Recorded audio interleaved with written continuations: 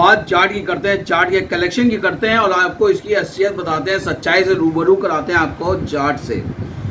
जाट जो कि थर्सडे को रिलीज़ हुई, क्योंकि उस दिन जो है वो छुट्टी थी, उसके लिहाज से जाट को रिलीज़ किया गया और ये सोच के रिलीज़ किया गया था कि बॉक्स ऑफिस पर ये बहुत बड़ा कलेक्शन करेगी। और उसका सीधा कंपैरिजन जो था वो सलमान खान की फिल्म सिकंदर से था। सिकंदर से नहीं था, सलमान खान से डायरेक्ट किया जा रहा था। लेकिन आपको बताते चलते हैं कि जाट के साथ क्या हुआ और किस तरह से उसकी पब्लिसिटी को ऐसा बताया गया कि लार्जर देन लाइफ उसको दिखाया गया है। बहरहाल आपको बॉक्स ऑफिस जो कलेक्शन है उसके बारे में बात करते हैं। दूसरे दिन 2 दिन का जो कलेक्शन आया था 16.5 करोड़ का था।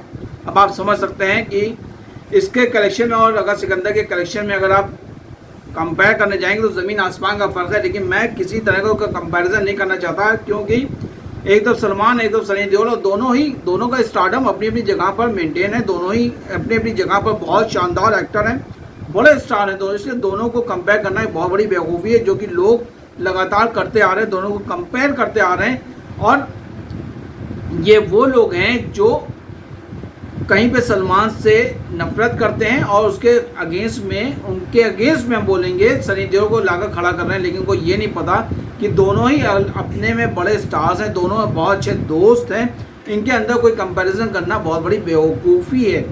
चलिए आपको बताते हैं जाट कलेक्शन की हम जो बात कर रहे थे। 16.5 करोड़ का जो कलेक्शन आया था, जो मुझे पता चला है 2 दिन में, उसका एक कलेक्शन तो आप एक अलग चीज़ है। आपको बता दें कि इसके अलावा जाट के जो शोज़ थे वो जो रिड्यूस किए गए, जो रिलीज़ के वक्त थे शोज़, वो 5585 यानी कि 5585 शोज़ थे, और जो कि घटाकर बाद में 5141 कर दिए गए। अब आप समझ सकते हैं 400 शोज़ जो है वो हटाए गए इस फिल्म के, और इसकी वजह से कलेक्शन पे भी काफ़ी ज़्यादा गहरा असर पड़ा। अगर इन शोज़ को ना हटाया जाता तो भी जो थिएटर मालिक थे उनको नुकसान हो रहा था, क्योंकि जाट को देखने के लिए उतनी पब्लिक नहीं पहुंच रही थी जितना कि एक्सपेक्ट किया जा रहा था। फिल्म अच्छी बनी है, फिल्म में जो भी है सब कुछ है, एक्शन है, ड्रामा है, सब कुछ है, लेकिन पब्लिक जो है वो बॉक्स ऑफिस कलेक्शन के मामले में थोड़ी ढीली नज़र आ रही है। कलेक्शन के मामले में पब्लिक जाट को देखने नहीं पहुँच रही है। जो आपने रिव्यूज़ देखे पब्लिक के, जो रिव्यूज़ आप देख रहे थे, पब्लिक जो थिएटर से बाहर निकल रही थी, बस वही पब्लिक थी जो फिल्म को देखने गई थी। बाद में इसकी रिपीटेड वैल्यू जो थी वो नहीं थी। बाद में लोग इसको देखने नहीं पहुंच रहे हैं, जिसकी वजह से कलेक्शन जो है बहुत नीचे आ चुका है। इसी वजह से इसके शोज़ कैंसिल किए गए। जो मुझे खबर मिली, जो मुझे मेरे पास जो जानकारी है, उसमें ये बताया गया कि करीब 400 शोज़ कैंसिल किए गए, 400 शोज़ हटाए गए और उनकी जगह पर दूसरी फिल्मों को शोज़ दिए गए। तो अब आप समझ सकते हैं कि जाट फिल्म अच्छी बनी है, सनी देओल का कमबैक है, सनी देओल ने बहुत अच्छी एक्टिंग की है, सब कुछ बहुत अच्छा है, लेकिन पब्लिक जो है वो नहीं पहुंच रही है। क्यों नहीं पहुंच रही है, इसके पीछे एक बहुत बड़ा रीज़न ये है कि पब्लिक इतना पैसा लाए कहाँ से।